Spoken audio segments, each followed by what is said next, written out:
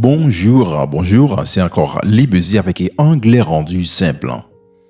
Aujourd'hui, c'est le 4e épisode de cette série. Et dans cet épisode, on va introduire l'adjectif pour former une phrase plus complète ou une phrase plus complexe. Si vous me regardez pour la première fois, c'est toujours conseillé de retourner pour pouvoir regarder les leçons antérieures telles que la première leçon. Le lien sera là-haut. Vous pouvez cliquer dessus pour voir ça. Après avoir regardé la première leçon, si c'est intéressant, ne pas oublier de s'abonner, partager et d'activer la notification. C'est aussi conseillé de voir les exercices. Alors en pratiquant ça, c'est beaucoup mieux. Alors ce sera plus facile pour vous d'assimiler les contenus de chaque leçon. À chaque leçon, on a aussi un exercice. Ok? Bien. Alors pour parler de l'adjectif, on a déjà fait ça.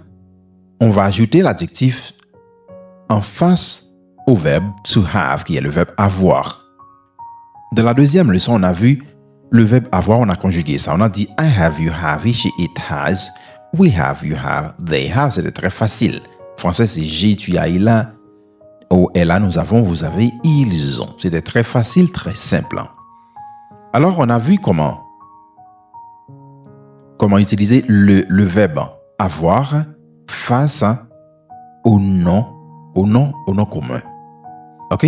Alors aujourd'hui, on va à cette même syntaxe numéro 2, on va comparer la syntaxe numéro 2 et la syntaxe numéro 4 pour voir comment ajouter l'adjectif dans ça. Dans la syntaxe numéro 2, on a vu que c'est pronom personnel plus le verbe to have plus a ou n plus noun qui est le nom. Par exemple, on dit I have a car. I have a car. En français, ce sera j'ai une voiture. N'est-ce pas? Bien. I have a car, j'ai une voiture. Mais aujourd'hui, on va utiliser cette même syntaxe, mais on va ajouter un autre groupe de mots qui est l'adjectif. Alors, si vous voulez dire j'ai une voiture ou j'ai une voiture neuve. Alors, si vous dites j'ai une voiture, c'est un peu simple. Dire une voiture neuve, c'est un peu plus complexe. C'est ça? C'est ce qu'on va faire aujourd'hui. Alors, pour faire ça, on va intercaler l'adjectif entre et, n et the noun et le nom. OK? Ça va être presque identique à la première leçon. On dit c'est l'article adjectif plus nom à la fin. C'est le groupe qu'on a. OK? Par exemple, on dirait j'ai une voiture neuve. J'ai une voiture neuve. En anglais, vous direz I have a new car. I have a new car. Alors, vous voyez qu'on intercale l'adjectif entre l'article et le nom. C'est ce qu'on a fait dans la première leçon. Aujourd'hui, on va ajouter le verbe I have plus, on va utiliser la première syntaxe pour parler un peu plus complexe. C'est ça? Bien.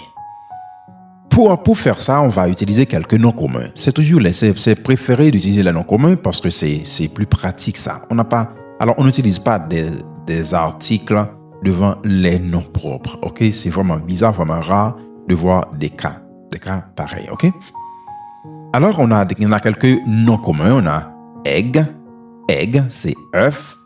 Car, c'est voiture. Piano, c'est piano. Table, table. Job, c'est travail. Pen, stylo. Girlfriend, petite amie. Et enfin, on a umbrella. Umbrella, qui est parapluie. OK, maintenant, alors on va seulement utiliser ces mots-là pour appliquer la syntaxe. Alors, vous savez déjà, et alors on a déjà parlé des adjectifs. Il n'y a rien de compliqué là. Bien, on va seulement utiliser les adjectifs, mais on va utiliser la première syntaxe numéro 1. On dit article, adjectif plus nom. Et d'abord, on va utiliser le pronom personnel plus le verbe to have. Alors, c'est avec ça qu'on forme la syntaxe numéro 4 pour parler un peu plus complexe. Exact? ou pour former des phrases un peu plus complexes, plus complètes ou complexes comme vous voulez. Bien. Par exemple, on aura « j'ai un piano neuf ». Auparavant, dans la syntaxe numéro 1, on a dit « j'ai un piano ». Mais ici, on va dire « j'ai un piano neuf ». J'ai un piano neuf. On va utiliser la syntaxe. On va dire « I have a new piano ». On fait la même chose. On va changer de position. En français, on met « neuf » à la fin, mais en anglais, on met l'adjectif new avant le nom. C'est toujours le cas en anglais. On dit peut-être en français, on peut inverser ça, on peut changer ça de position, aucun problème. On dit ça doit être inversé ou renversé. C'est ce qu'on voit ici. OK? On voit l'adjectif avant le nom en anglais. Mais en français, on voit l'adjectif après le nom. Ici, on a un produit croisé. OK? On a un produit croisé. C'est pour cela qu'on dit, alors, j'ai un piano neuf. En anglais, on dit I have a new piano. Mais on ne dit pas I have a piano new. Non, on ne dit pas ça. OK? I have a new piano. Mais on dit parfois en français, puisque le français est un peu élastique, un peu flexible, hein, parfois, on voit l'adjectif avant le nom en français. Ça arrive. Il n'y a aucun problème. Le français n'a aucun problème avec ça. OK? Par exemple, on verra un exemple ici qui verra sous peu. Ce sera... OK, on verra. Qu'est-ce que ça dit ici? OK, c'est bien. Tu as une belle maison. Exact. Tu as une belle maison. Tu as une maison belle. On ne dit pas ça trop souvent en français. On dit de préférence, tu as une belle maison. Mais peu importe la structure du français, l'anglais, la structure sera toujours la même. On met toujours l'adjectif avant le nom. Vous direz, you have a beautiful house. You have a beautiful house. OK? Là, on dit en français, on a pronom personnel plus le verbe avoir, une plus adjectif plus nom.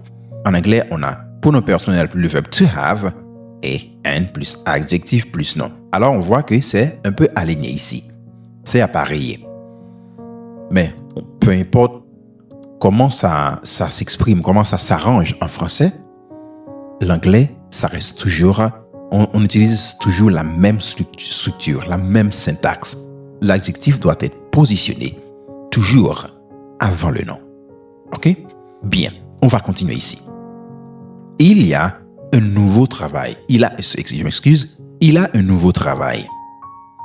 Il a un nouveau travail. On va appliquer la syntaxe maintenant. On va dire he has a new job. He has a new job. OK? Alors, on dit on dit c'est appareillé ici. On utilise la même syntaxe. Pronom personnel, le verbe avoir, une ou un, adjectif non, anglais pronom, verbe to have et un, adjectif et non. Exact. Mais on dit c'est pas toujours le cas en français. C'est toujours, on met le plus souvent l'adjectif après le nom. Mais en anglais, c'est toujours avant le nom. Elle a une vieille voiture. Elle a une vieille voiture. En anglais, on dira she has an old car. She has an old car. She has an old car. OK, on dit elle a une nouvelle voiture. She has an old car. Encore, ouais, c'est un peu identique, hein, la syntaxe du français avec l'anglais. OK? Bien, on va continuer. Ici, on a, tu as un parapluie bleu. Tu as un parapluie bleu. Ici, on peut voir que bleu est l'adjectif et bleu est placé après le nom qui est parapluie. Mais en anglais,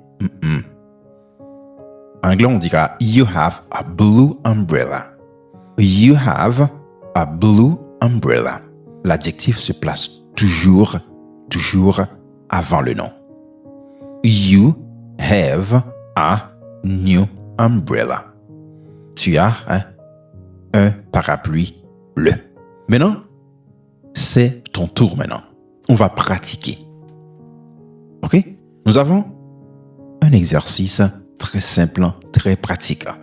C'est la même chose qu'on a déjà vu. Je vous donnerai les phrases en français. Vous allez traduire ça en anglais. Mais il faut toujours appliquer la syntaxe de l'anglais. Peu importe, on dit en français, on peut avoir deux façons d'arranger ça, mais en anglais, on n'a qu'une seule façon. OK? Maintenant, on va commencer. Il a une bouteille vide. Il a une bouteille vide. On dit bouteille, c'est le nom, et vide, c'est l'adjectif. Vous avez environ 15 secondes pour traduire.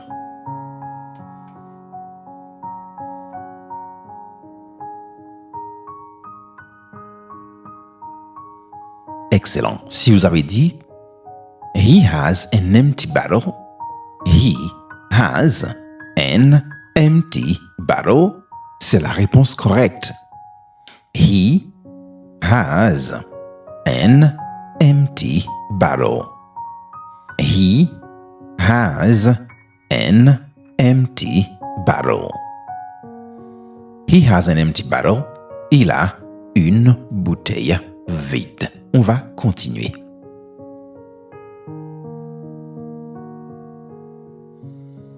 Nous avons un nouveau-né. Nous avons un nouveau-né. Vous avez 15 secondes. Nouveau-né, on dit newborn. OK. 15 secondes.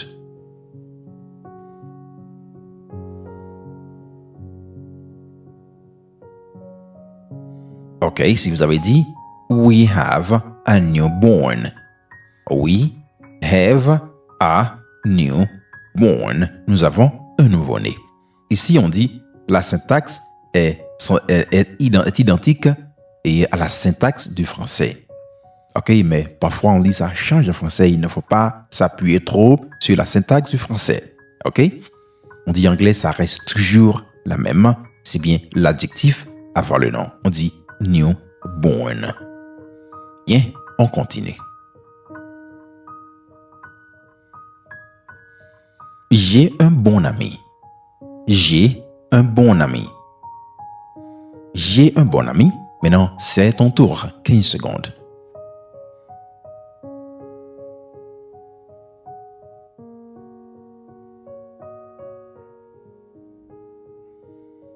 Excellent. Si vous avez dit I have a good friend.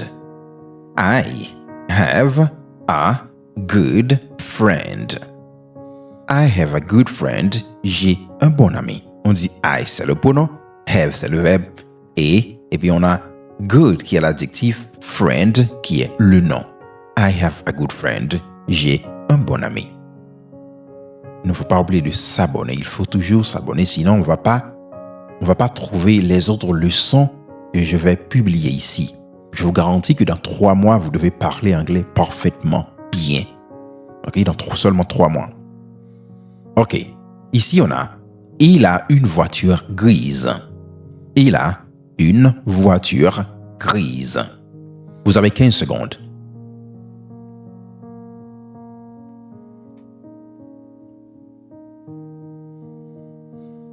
OK, excellent. Si vous avez dit he has a gray car. He has a gray car. He has a gray car. C'est la réponse correcte. OK. Il a une voiture grise. En anglais, on dira he has a gray car. He has a gray car. Et c'était tout pour aujourd'hui. Dans cette même voiture grise, moi, je m'en vais. Si vous n'êtes pas encore abonné, c'est l'heure de le faire. S'abonner, partager et activer la notification. OK? Il faut s'abonner. Bien, on se verra. Portez-vous bien.